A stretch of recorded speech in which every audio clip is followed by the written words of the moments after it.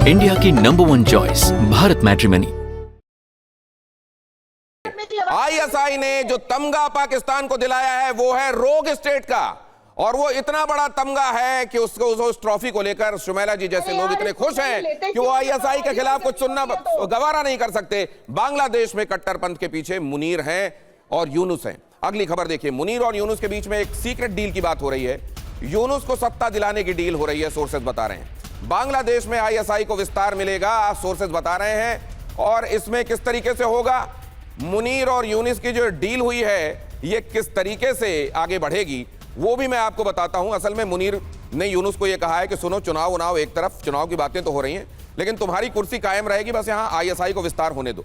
यहां तुम्हारे जरिए जो हम करना चाह रहे हैं, गड़बड़ियां भारत में फैलाना चाह रहे हैं, उसके लिए हमको प्लेटफॉर्म दो। तुम चिंता मत करो, तुमको कुर्सी की चिंता है ना, कोई बात नहीं, तुम्हारी कुर्सी तुम्हारे लिए कायम रहेगी। अब अगर यह है प्रोफेसर अमिताभ, तो क्या वाकई ये चुनाव आने वाले दिनों में एक तरफ हो जाएगा? क्या इसी तरह आईएसआई के हाथों में खेलकर उधर यूनुस की कुर्सी बचे रहेगी और इधर से साजिश के लिए बांग्लादेश की जमीन का इस्तेमाल होगा? देखिए, मोहम्मद यूनुस जब वहाँ के राष्ट्रपति बने थे, या जो केयर टेकर गवर्नमेंट है उसके चीफ बने थे, उनका एक ही इंटेंशन था, शेख हसीना के समय से किसी भी तरह उनको प्रोमिनेंस दिया जाए। शेख हसीना वो बहुत अच्छी तरह जान गई थी। हालांकि Muhammad Yunus Nobel prize winner हैं, उन्होंने काफ़ी सामाजिक कार्य किया, ग्रामीण बैंक बनाया, उससे काफ़ी वहाँ सामाजिक उत्थान हुआ है, उसके बनिस्पत वो वहाँ लीडर बने थे। और उनका कोई कारण नहीं, कोई पॉलिटिकल एक्टिविटी में वो इंडल्ज नहीं थे, क्योंकि एक रिस्पेक्टेबल फेस थे।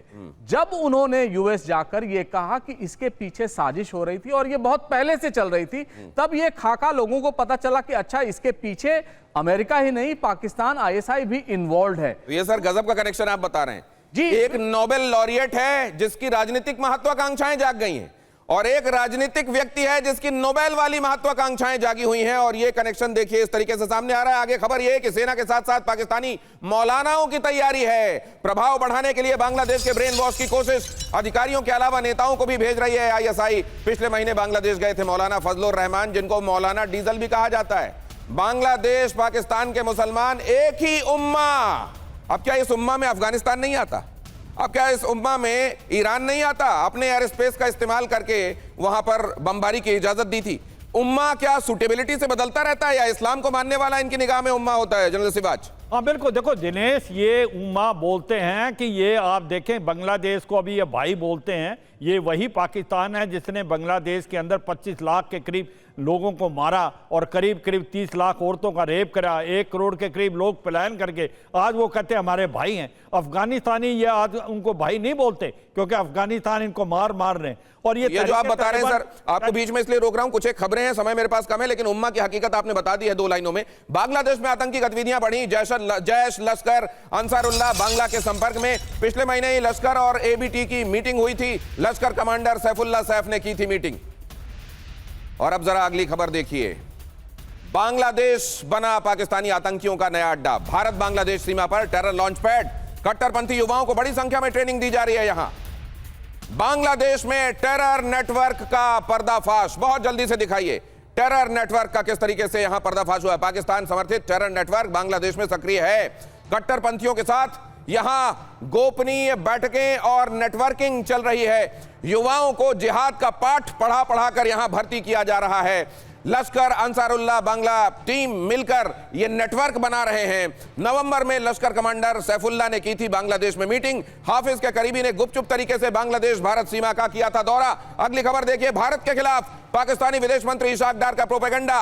भारत में इस्लामोफोबिया की लहर, इशाक डार ने कहा। मुस्लिम महिला का हिजाब हटाने पर बोले इशाक डार, नीतीश कुमार की हरकत शर्मनाक, भारत में मुस्लिमों के साथ ज्यादती हो रही है इशाक। लेकिन अब देखिए, यहां पर एक महिला के हिजाब के हटाने के संदर्भ में तो आलोचना नीतीश कुमार की भारत में भी हो रही है, लेकिन इसको इस्लामोफोबिया करार दे दिया जाना। अब पाकिस्तान की हकीकत देखिए, इस्लामोफोबिया है या कोई और फोबिया, आप तय करिए। पाकिस्तान में हिंदू मां बेटी का अपहरण, मां बेटी को घर के सामने से जबरन उठाया गया, मां बेटी दोनों को जंजीरों में बांध कर रखा गया। खैबर पख्तूनख्वा में पाकिस्तानी सैनिकों पर इधर इस बीच हमला की खबर है। इत्तेहाद उल मुजाहिदीन पाकिस्तान ने हमला किया है, स्नाइपर से चुन कर सैनिकों को गोली मारी है। पाकिस्तानी सैनिकों पर स्नाइपर अटैक का वीडियो आया है सामने। बुरी तरह पिटने के बावजूद प्रोपेगेंडा कर रहा है पाकिस्तान।